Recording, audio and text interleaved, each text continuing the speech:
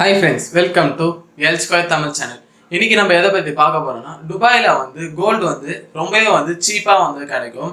அது ஏன் இந்த அளவுக்கு ரொம்பவே சீப்பாக கிடைக்குது. வேர்ல்டில் நீங்கள் எந்த கண்ட்ரி எடுத்துக்கிட்டாலும் துபாயில் பார்த்தீங்கன்னா வேர்ல்டு ப்ரைஸை விட ஒரு 15% துபாயில் ரொம்பவே கோல்டு சீப்பாக கிடைக்கும்.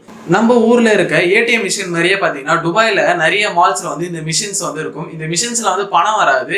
நீங்கள் கேஷை இன்செர்ட் பண்ணால் என்ன ஆகும் பார்த்தீங்கன்னா, உங்களுக்கான கோல்டை உங்கள் கையிலேயே கொடுத்துரும். இது போல் கோல்டு ஏடிஎம் மிஷின்ஸ்லாம் நிறைய இடத்துல துபாய் மால்ஸில் இருக்குது. அதை பற்றியும் அது இல்லாமல் துபாய் கோல்டை வச்சு ஒரு பெரிய கின்னஸ் ரெக்கார்டும் பண்ணாங்க.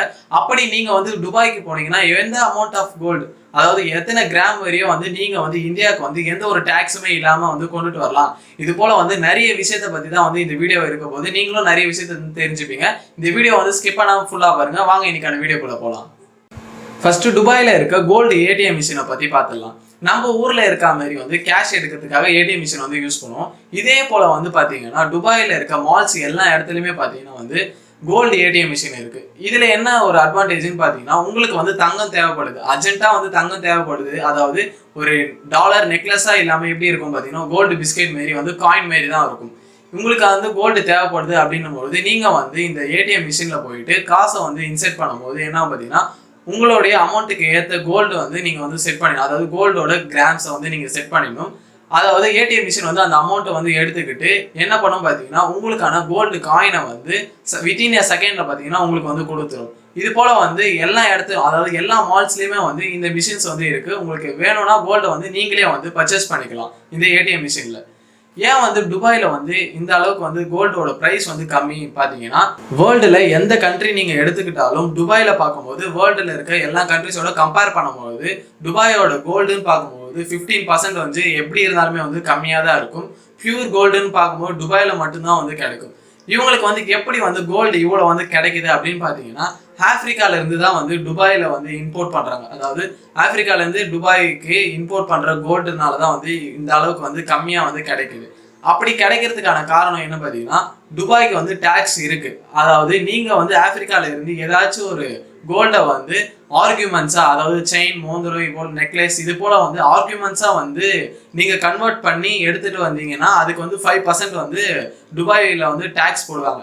இதுவே ஒரு ராவான கோல்டு, அதாவது நீங்கள் சுரங்கத்தில் தோண்டி அப்படியே அந்த கோல்டை துபாய்க்கு எடுத்துகிட்டு வரீங்கன்னா எந்த ஒரு டேக்ஸுமே கிடையாது. இதனால தான் துபாயில் கோல்டு ரொம்பவே சீப்பாக கிடைக்குது. ஆப்பிரிக்கால இருந்து கோல்டை ராவாக எடுத்துகிட்டு இந்த துபாயில் உங்களுக்கு என்ன மாதிரியான ஆர்குமெண்ட்ஸாக வேணும், செயின், நெக்லஸ், இது போல் என்ன வேணும் அப்படின்றத துபாயில் செஞ்சுப்பாங்க. இதன் மூலயமா டேக்ஸை குறைப்பாங்க. அதனால தான் கோல்டு இவ்வளோ சீப்பாக கிடைக்குது. இன்னொரு விஷயம் என்னன்னு பார்த்தீங்கன்னா, ஆப்பிரிக்காவில் 3 பங்கு கோல்டு எடுக்கிறாங்கன்னா அதில் ஒரு பங்கு பார்த்தீங்கன்னா இல்லீகல் மார்க்கெட் வழியாக துபாய்க்கு வந்துடும். இது பார்த்தீங்கன்னா மில்லியன்ஸ் ஆஃப் டாலர்ஸ் இல்லீகலாக துபாய்க்கு கிடைக்குது. இது எப்படி கிடைக்குதுன்னு பார்த்தீங்கன்னா, ஆப்பிரிக்காவில் வேலை செய்கிற, அதாவது கோல்டு மைன்ஸில் வேலை செய்கிற மக்கள் என்ன பண்ணுவாங்க பார்த்தீங்கன்னா, அங்கே தெரியாமல் இந்த கோல்டு எல்லாத்தையுமே பதுக்கி இதை இல்லீகலாக துபாய்க்கு வித்துருவாங்க. இது மூலயமா தான் துபாய்க்கு இவ்வளோ கோல்டு ரொம்பவே சீப் அண்ட் பெஸ்ட்டாக கிடைக்கிறதுக்கான ஒரு காரணம். ஆப்பிரிக்காவில் எடுக்கிற கோல்டு, டைமண்ட்ஸ் இது ஃபுல்லாகவே இதில் பாதி துபாய்க்கு இல்லீகலாக தான் கொண்டுட்டு விற்கிறாங்க. ஏன் இந்தியாவில் கோல்டோட ப்ரைஸ் அதிகமாக விற்கிறாங்கன்னு பார்த்தீங்கன்னா, முழுக்க ஃபுல்லாகவே டேக்ஸ். அப்படி டேக்ஸ்ன்னு பார்க்கும்போது கஸ்டம் டியூட்டி டேக்ஸ்ன்னு பார்க்கும்போது 7.5% கஸ்டம் டியூட்டி போடுறாங்க. ஜிஎஸ்டின்னு பார்க்கும்போது 3% வரையும் ஜிஎஸ்டி போடுறாங்க இந்தியாவில். செஸ் வரி 2.5%. அதெல்லாம் பார்த்தீங்கன்னா மேக்கிங் சார்ஜஸில் ஜிஎஸ்டி போடுறாங்க, அது ஒரு 5%.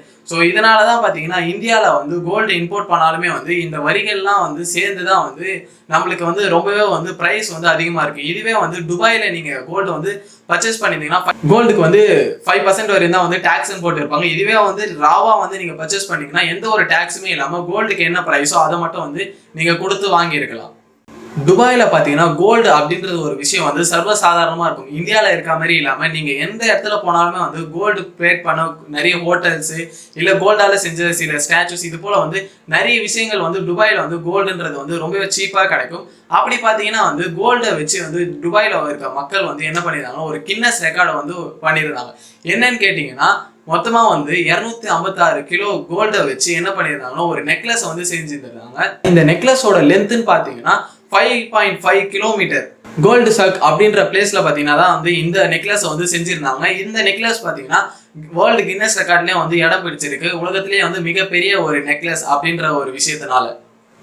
உங்களுக்கு எல்லாருமே வந்து தோன்றது என்னன்னு பாத்தீங்கன்னா, இப்போ வந்து நம்ம துபாய்க்கு போனா எவ்வளவு அமௌண்ட் ஆஃப் கோல்டு வந்து நம்ம வாங்கிட்டு வரலாம் அப்படின்ற ஒரு விஷயம் வந்து எல்லாருக்குமே வந்து தோணி இருக்கும்.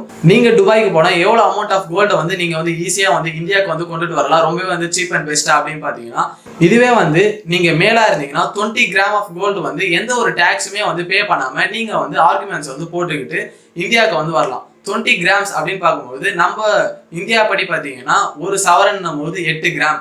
இது வந்து பாத்தீங்கன்னா ஒரு சவரன் அப்படின்ற ஒரு வார்த்தை வந்து எப்படி வந்ததுன்னு பாத்தீங்கன்னா, பிரிட்டிஷ் காலத்துல வந்து 1 சர்வஜன் அப்படின்னு பாத்தீங்கன்னா அது வந்து ஒரு கோல்டு காயின் வந்து குறிக்கும். 1 சர்வஜன் அப்படின்னும் பொழுது அந்த கோல்டு காயின் பாத்தீங்கன்னா 8 கிராம் இருக்கும். இதைதான் வந்து 1 சர்வஜன்னுவாங்க. இதை வந்து நாளடைவில் வந்து நம்ம என்ன பண்ணிட்டோம் பாத்தீங்கன்னா 1 சவரன் அப்படின்ட்டோம். அப்படின்னா 1 சவரன் பொழுது 8 கிராம்ன்ற கணக்கு வரும். அப்போ நீங்க ஒரு மேலா இருந்தீங்கன்னா நீங்க வந்து 20 கிராம் வந்து கொண்டுட்டு வரலாம். அப்படி பார்க்கும்போது 2.5 சவரன் கிராம் வரையும் நீங்க வந்து ஆர்குமெண்ட்ஸை வந்து வியர் பண்ணிக்கிட்டு எந்த ஒரு டாக்ஸுமே வந்து பே பண்ணாம நீங்க வந்து இந்தியாவுக்கு வந்து கொண்டுட்டு வரலாம். இதுவே வந்து நீங்க ஃபீமேலா இருந்தீங்கன்னா 40 கிராம்ஸ் வரையுமே வந்து நீங்க ஆர்குமெண்ட்ஸ் வந்து வியர் பண்ணிக்கலாம். அப்படி பாத்தீங்கன்னா 5 சவரன் வரையும் நீங்க வந்து ஆர்குமெண்ட்ஸ் வந்து வியர் பண்ணிக்கிட்டு எந்த ஒரு டாக்ஸுமே இல்லாம நீங்க வந்து கோல்டை வந்து இந்தியாவுக்கு வந்து கொண்டுட்டு வரலாம். இதுக்கு மேல மீறிச்சுன்னா பாத்தீங்கன்னா நீங்க வந்து கண்டிப்பா வந்து டாக்ஸ் வந்து பே பண்ண வேண்டியதா இருக்கும். அது இல்லாம அந்த கோல்டை வந்து நீங்க எப்படி வாங்கினீங்க அப்படின்ற விஷயத்த எல்லாத்தையுமே வந்து பில்லு எல்லாமே வந்து அவங்களுக்கு வந்து காமிக்க வேண்டியதா இருக்கும். மேலா இருந்தீங்கன்னா 20 கிராம் வரையுமே வந்து எந்த ஒரு டாக்ஸுமே கிடையாது. இதுவே ஃபீமேலா இருந்தீங்கன்னா 40 கிராம் வரையுமே வந்து எந்த ஒரு டாக்ஸுமே இல்லாம வந்து நீங்க வந்து இந்தியாவுக்கு வந்து கோல்டை வந்து ஈஸியா வந்து பர்ச்சேஸ் பண்ணி கொண்டுட்டு வந்துக்கலாம். இந்த வீடியோல ஏன் வந்து கோல்டு வந்து துபாயில வந்து ரொம்பவே சீப்பா கிடைக்குது, அது இல்லாம இந்தியாவுக்கு வந்து எப்படி வந்து கோல்டை வந்து கொண்டுட்டு வரலாம், இது போல வந்து நிறைய விஷயத்த வந்து தெரிஞ்சுக்கிட்டேன்னு நினைக்கிறேன். இது போல இன்ட்ரெஸ்டிங்கான வீடியோஸ்லாம் வேணும்னா நம்ம சேனலை சப்ஸ்கிரைப் பண்ணிக்கோங்க. அப்படியே பக்கத்துல இருக்க பெல் பட்டனை பிரஸ் பண்ணி ஆல்னு கொடுத்துக்கோங்க. அப்பதான் நம்ம போற வீடியோஸ் எல்லாம் உங்களுக்கு நோட்டிபிகேஷனா வரும். இந்த வீடியோ பிடிச்சிருந்தா இந்த வீடியோக்கு ஒரு லைக் பண்ணிக்கோங்க. உங்களுக்கு எந்த விஷயம் பிடிச்சிருக்கு அப்படின்றத வந்து கமெண்ட்ஸ்ல சொல்லுங்க. தேங்க்ஸ் ஃபார் வாட்சிங்.